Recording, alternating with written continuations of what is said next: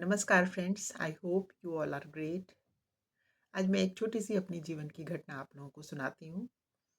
लगभग 20 बरस पहले हम दोनों पति पत्नी चंडीगढ़ में रोज़ गार्डन घूमने गए। कुछ देर बाद मुझे वॉशरूम जाना था, तो मैंने पता करके वॉशरूम की तरफ गई। शायद उस समय वो एक सिंगल था जगह, तो वहाँ थोड़ी सी लाइन लगी थी। जब मेरा नंबर आया तब तक मैंने देखा कि मेरे पीछे एक मेरी डॉटर की लगभग एज की एक लड़की खड़ी थी, जिसके साथ में एक छोटा सा बच्चा भी था 2-3 बरस का। उससे मैंने कहा कि बेटा आप पहले चले जाओ। तो उसने कहा कि नहीं नहीं आप जाइए, आपका नंबर है। तो मैंने कहा नहीं, हम वेट कर लेंगे जब तक आप चले जाओ। आपके साथ बेबी भी है। थोड़ा सा हिचक के बाद वो लड़की आगे चली तो गई, और जब वो लौट के आई तो उसने मुझे एकदम से हग कर लिया। उसके नेत्र भीगे थे। वो थोड़ी सी इमोशनल हो गई और कहने लगी कि आंटी, मेरी शादी को 8 साल हो गए, हम सब जॉइंट फैमिली में रहते हैं। मेरी मदर इन लॉ ने कभी ये नहीं कहा मुझसे कि तुम अपनी पसंद का कुछ कर लो। हमेशा वो यही कहती हैं कि आज मेरे बेटे को ये पसंद है, ये बनेगा।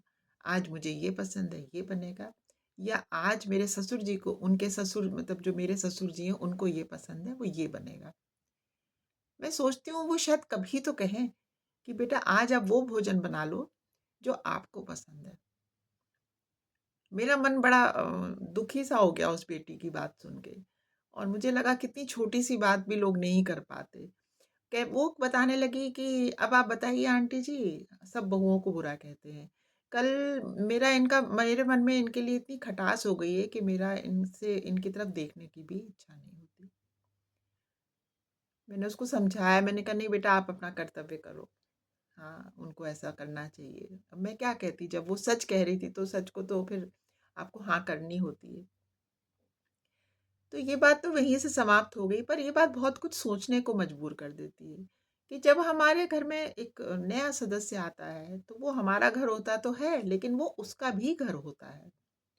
वो हमें उसको हमेशा ये कंफर्टेबल करना चाहिए, क्योंकि क्या है ना कि नए को हमें बताना चाहिए, ऐसा हमें महसूस करवाना चाहिए कि भई वो उसका भी घर है। सदैव उसको ये कहना कि हमारे घर में ऐसे होता है, हमारे यहाँ किसी को ये पसंद है, तो फिर उसको लगेगा ना कि ये घरवाले सब एक हैं और हम आउटसाइडर हैं। तो जब आपने उसको स्नेह से करा ही नहीं अपने में एडजस्ट, तो कल हम कैसे उससे उम्मीद कर सकते हैं कि वो हमसे सुंदर व्यवहार करेगी। हालाँकि आज भी मैं यही कहूँगी, इतना होने के पर भी, कि नहीं, फिर भी छोटों को बड़ों का सम्मान तो करना ही चाहिए और अपने कर्तव्यों का पालन भी करना चाहिए।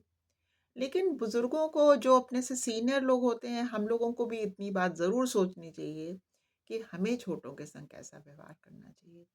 हमारी डॉटर्स भी जाती हैं और घरों में, भले ही वो अपने हस्बैंड के संग जॉब में हैं या वो संग रह रही हों, तो उनका भी, उनके लिए हम चाहते हैं ना कि उनको स्नेह मिले, सब लोग उनको प्यार करें, सब घर का वातावरण सुंदर हो, उनकी कद्र की जाए।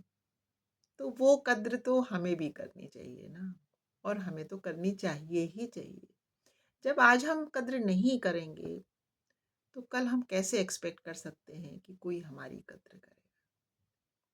थैंक यू फ्रेंड्स, आपने मेरी बात सुनी। नमस्कार।